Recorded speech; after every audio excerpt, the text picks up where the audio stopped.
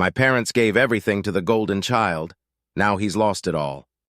All right, so I never thought I'd actually post this, but after years of bottling it up, I need to vent. This isn't just some petty sibling drama. This is next-level favoritism that is so blatant it's almost comical.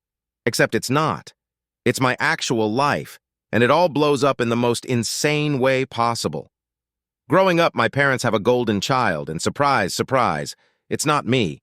My younger brother Jake can basically set the house on fire, and my parents will ask if he needs a lighter. Meanwhile, I have to work twice as hard just to get basic recognition. And I know what you're thinking. Maybe you're exaggerating? Nope. Strap in. It starts small. If Jake and I both want the same toy, guess who gets it? If we both do something wrong, guess who gets punished? Hint, not Jake. My birthdays are family-only affairs. Cake at home, a few relatives over. Jake's birthdays, full-scale carnivals with bounce houses, catered food, and 1 year a literal magician. Who the hell needs a magician at their 10th birthday? But I let it slide because, hey, maybe I'm imagining things. Then I turn 16. I want a car. My parents tell me, if you want a car, you better start saving. So I do. I work weekends, late nights, juggling school and a part-time job. After a year, I finally buy myself a beat-up old sedan with 1,000,000 miles on it. It's mine, and I'm proud. Jake turns 16.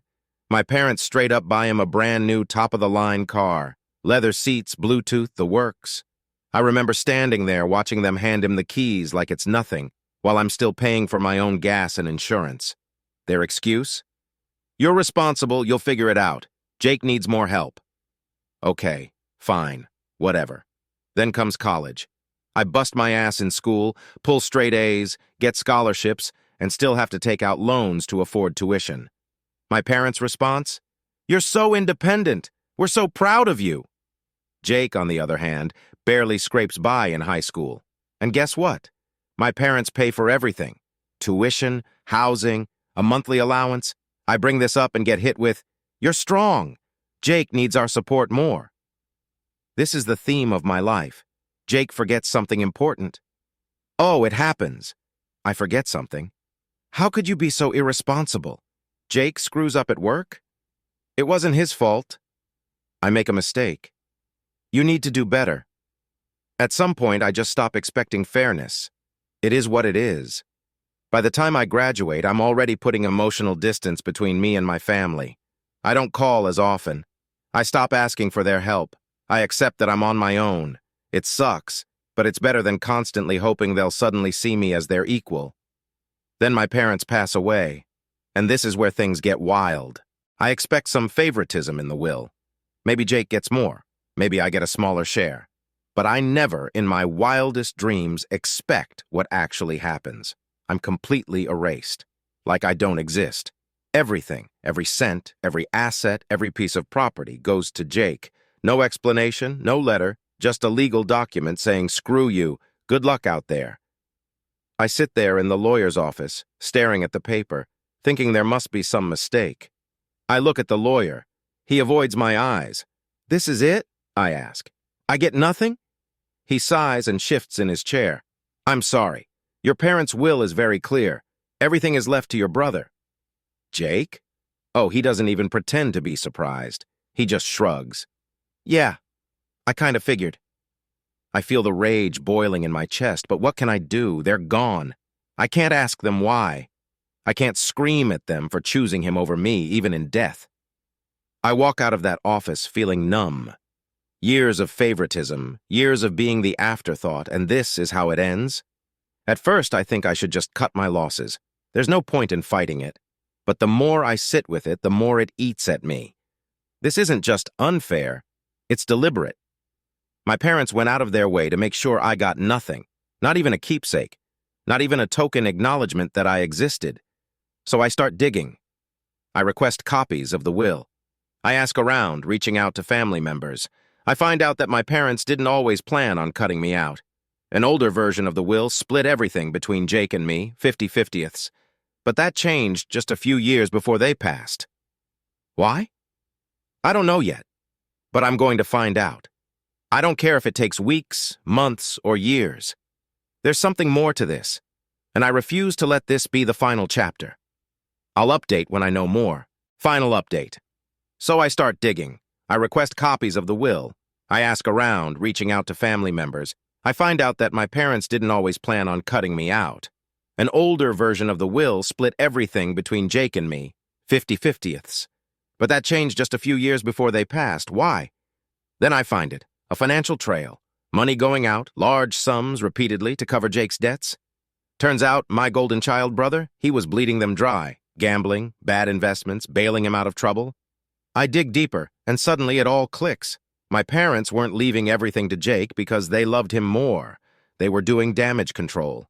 Their final act of favoritism wasn't just giving him everything. It was sacrificing my share in a desperate attempt to keep him afloat. At first, the realization stings. For years, I thought they genuinely believed Jake was more deserving, that they saw me as less. But this is almost worse. They knew he was irresponsible. They knew he was making bad choices, and instead of holding him accountable, they drained everything they had and everything that should have been mine, trying to keep him from facing the consequences of his own actions. They didn't favor him because they thought he was better. They favored him because they were too afraid to let him fail. And in doing so, they failed me instead. The best part? He's already blowing through the inheritance. Within months, he's selling off assets, burning through cash like it's monopoly money. He has no clue how to manage it. And I know exactly how this ends. At first, I consider confronting him. I imagine showing up at his place, one of the many things our parents left him, and laying it all out. The will, the financial records, the proof that he was never actually the favorite in the way he thought, that in the end, he was just a liability they couldn't cut loose. I picture his face when he realizes the truth, when he understands that their so-called love was really just fear disguised as generosity. But then I stop myself. What's the point? He wouldn't care. He's never had to care. He's never had to suffer consequences. Until now. So instead, I watch. From a distance, I see it all unfold exactly as I expect. The lavish spending, the reckless choices, the mounting debts. It doesn't take long before the cracks start to show. First, the house goes. Then the expensive car my parents gifted him. Then the investments he made, the ones he swore would make him rich, turn to dust. He reaches out a few times, calls, texts, even a half-hearted attempt to meet up for coffee. I ignore them. I already know what he wants. Not an apology. Not to make things right. He just wants more money, more help, more of what our parents always gave him without hesitation. And for the first time in his life, there's no one left to bail him out. I hear from extended family that he's drowning, that he's burned through almost everything and is desperate. He even tries to sue, claiming our parents must have hidden assets somewhere that should have been his. It goes nowhere. I almost feel bad for him. Almost. But then I remember all the years I spent being told to be grateful while he was handed everything. I remember how I worked myself to the bone while he coasted, how I was told you'll be fine while he got lifelines over and over again. And I think, no, he did this to himself. Meanwhile, I'm thriving. The irony isn't lost on me. Despite being left with nothing, I'm the one who actually built something. I have my career, my savings, my home. I worked for everything I have, and no one can take it away from me. I don't need an inheritance to succeed, and in a twisted way, I think my parents knew that too. They saw me as strong, Jake as weak, and instead of preparing him for the real world, they coddled him to his own destruction. Years pass. The last I hear, Jake is living in a tiny apartment barely scraping by. He doesn't reach out anymore. I think he finally understands that there's nothing left for him to take. And me? I've moved on. I have a family of my own now, and I make damn sure my kids know they are equal in my eyes, that no one is the golden child. That love isn't about who needs more, but about fairness, about respect. So yeah, I got nothing in the will. But in the long run, I think I won. No regrets.